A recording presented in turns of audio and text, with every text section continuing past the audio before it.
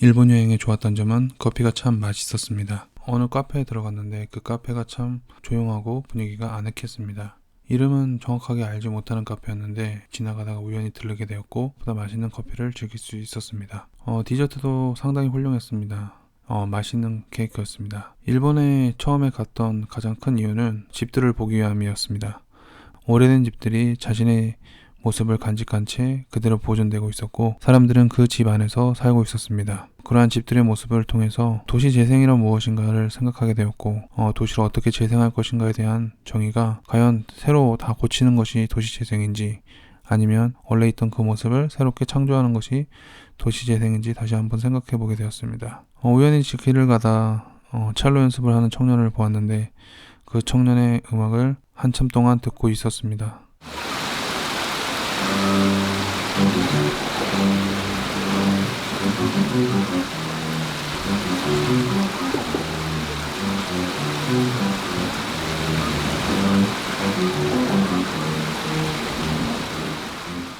무엇보다 가장 인상 깊었던 것은 바로 휴브로, 이 명품 매장입니다.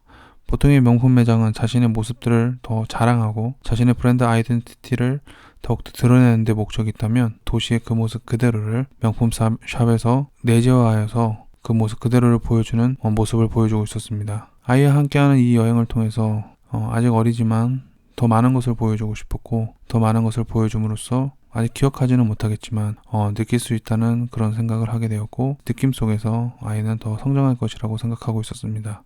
교토의 길을 많이 걸어 다녔는데 교토의 길을 걸어 다니면서 교토의 그 문화를 알 수 있었고 또한 건축물의 양식도 알 수 있었으며 길을 중심으로 보여주는 사람들의 생활 모습을 통해서 교토가 가진 도시의 매력을 느낄 수 있었습니다. 교토의 유명한 사원들을 중심으로 여행을 다녔고 그 유명한 사원들 곳곳에는 많은 사람들이 관광을 즐기고 있었습니다. 교토의 중심가는 많은 상점들이 질비해 있고 많은 관광객들로 북적였습니다.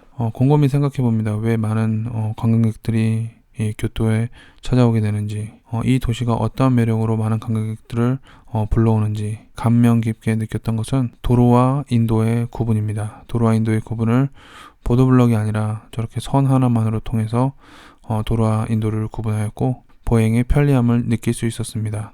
또한 자전거 도로가 잘 정비되어 있는데 자전거 주차장이 중구난방으로 있는 것이 아니라 한 구역으로 자전거들이 정리되어 있는 도시계획이 세워져 있었던 것 같습니다.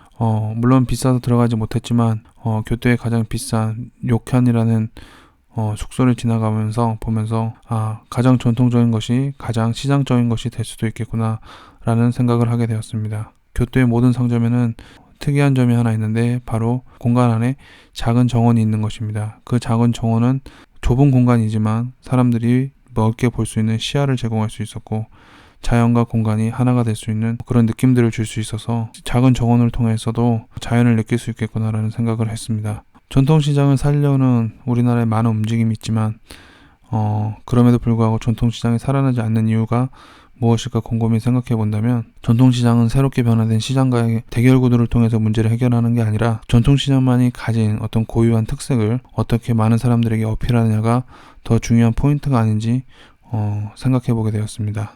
교토에는 유명한 철학자의 길이 있습니다. 이 철학자의 길을 걷다 보면 다양한 상점들을 발견할 수 있고 많은 사람들이 이곳에서 산책을 하면서 생각을 하게 됩니다. 길이라는 것은 무엇인가에 대해서 고민합니다.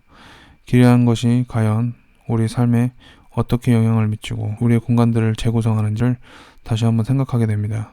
어떻게 보면 우리의 공간의 유동성들이 우리의 삶에 매우 밀접한 연결고리들이 있고 그 연결고리들이 어떻게 엉키느냐에 따라서 엉켜지기도 하고 때로는 풀리는 것이 아닌가 생각해 보게 됩니다. 아이랑 여행을 가면서 가장 중요한 부분은 아이가 그 공간에서 충분히 뛰어놀 수 있게끔 도와주는 것이라고 생각합니다. 보통 아이들에게 무엇을 보느냐도 중요하겠지만 아이가 무엇을 보느냐보다는 그 공간에서 어떻게 뛰어노느냐도 매우 중요한 거라고 생각합니다. 교토를 떠나 비행기를 타기 위해서 오사카로 왔습니다. 오사카의 하늘정원에 올라갔는데 도시의 야경이 넓게 펼쳐져 있습니다. 도시의 야경을 통해서 많은 생각을 하게 되는 것은 인간의 감정의 어떤 흐름인가 봅니다. 아이와 함께 여행을 하면서 많은 생각을 하게 됩니다. 아이도 생각을 한다고 생각합니다.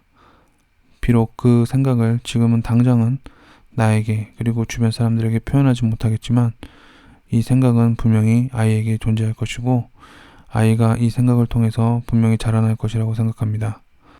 여행이란 장소를 바꾸어 주는 것이 아니라 우리의 생각과 편견을 바꿔주는 것이다라는 비행기 안에 어떠한 글귀를 보고 여행의 새로운 의미를 다시 한번 생각하게 되었고 이번 교토 여행을 통해서 많은 것을 느낄 수 있었다고 생각했습니다.